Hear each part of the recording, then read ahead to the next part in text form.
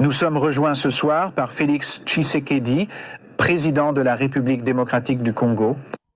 Monsieur le Président, merci d'être ici. Je veux commencer par cela. L'administration Trump s'intéresse à la sécurisation d'accords miniers exclusifs avec des pays riches en minéraux rares. Nous avons évidemment vu cela récemment avec l'Ukraine. Pouvez-vous parler des discussions pour un accord avec votre pays? Très bien, merci. Merci beaucoup. Bonsoir à vous. Nous recherchons des partenariats et nous avons établi des partenariats avec de nombreux autres pays. Et nous pensons que les États-Unis d'Amérique, étant donné son rôle et son influence dans le monde, est un partenaire important à avoir.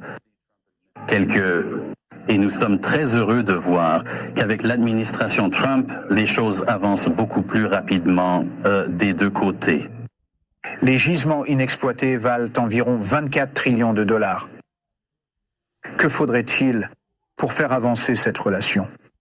Nous voulons extraire ces minéraux, mais aussi les traiter, car cela créerait beaucoup d'emplois. Et nous voulons un partenariat qui garantisse une paix et une stabilité durable pour nos pays, ce dont nous avons besoin. C'est un endroit dangereux, le Congo. Comment un État américain comment une entreprise peut-elle garantir la sécurité sur le terrain? Nous pouvons renforcer nos capacités de défense et de sécurité. Et je pense que les États-Unis peuvent utiliser soit la pression, soit des sanctions pour s'assurer que les groupes armés qui se trouvent en RDC peuvent être tenus à distance.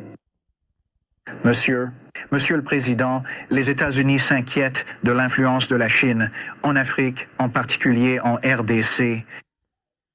Comment géreriez-vous cette relation avec Pékin tout en maintenant des liens avec les États-Unis, que vous voulez évidemment élargir? Là, naturellement, notre monde est divisé. La nature a horreur du vide, comme dit le proverbe. Ce n'est pas que la Chine est en pleine expansion en Afrique. C'est plutôt que l'Amérique est en déclin en Afrique et nous serions très heureux d'avoir nos amis américains ici qui étaient plus présents que la Chine dans les années 70 et 80.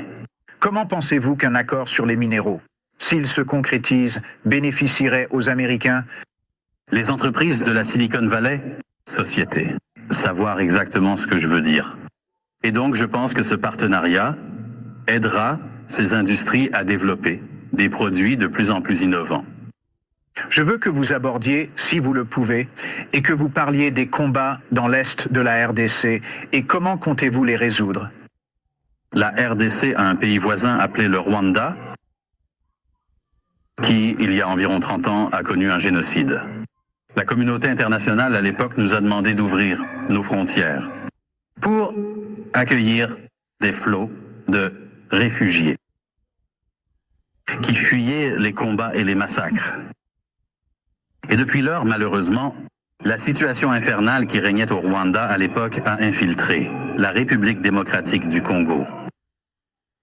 C'est pourquoi nous insistons pour avoir des sanctions. Dernière chose, monsieur. Monsieur le Président, cela fait 50 ans depuis l'un des plus grands événements sportifs impliquant des athlètes américains. Les athlètes, le combat dans la jungle. Cela a eu lieu dans votre capitale, Kinshasa. 1 milliard de personnes ont regardé Muhammad Ali, qui était censé battre George Foreman lors de ce combat. Pouvez-vous parler de l'héritage de ce combat pour votre pays et les États-Unis? Oui, bien sûr. Nous nous souvenons encore de cet événement. Cela a vraiment galvanisé le peuple et a attiré l'attention de tout le monde. Ils s'entraînaient ici et chaque fois qu'ils allaient quelque part, les gens en parlaient. Nous avons vraiment connu un boom grâce à cela, ce combat historique qui a vraiment mis notre pays sur la carte. Nous avons vraiment beaucoup à offrir. Et tout ce que nous demandons, c'est vraiment une opportunité de vivre en paix. Eh bien, monsieur le Président, nous vous remercions pour votre temps. Et nous avons hâte de suivre toutes les nouvelles en provenance du Congo et de la RDC. Et nous suivrons cette relation avec vous et les États-Unis. Merci beaucoup, monsieur. Merci beaucoup, monsieur. Merci.